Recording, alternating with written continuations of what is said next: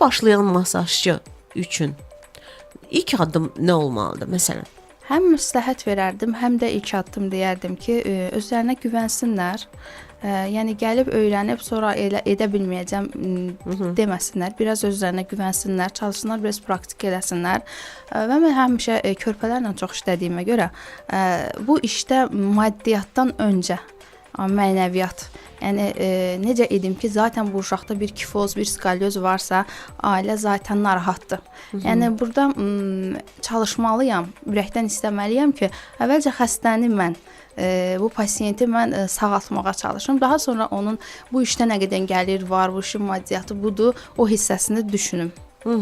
Əriniz yorulanda nə edirsiniz? Bu dinləyicimizdən gələn sualdır sizə Könül xanım. Çox sağ olsun. Yaxşı bir sualdır. Çox adam sual verir. Hələ ki orada bir növbə olarsa soruşurlar ki, siz yorulmadınız. Mən düşünürəm ki, düzgün texnikadan istifadə ediriksə və əzələni düzgün tuturuqsa və bu işi seviriksə, burada yorulma çox az olur. Və olsa da bu bizə xoş təsir bağışlayır. Aha. Sevinç xanım, özünüzə masaj bəs necə istəsəz kim edir məsələn? Necə yəni kimə həvalə eləyirsiniz özünüzü? Mənim bacım da masajistdir, gəlinimiz də masajistdir. Bu sahədə yəni bəli, ailəvi bir biznes bəli.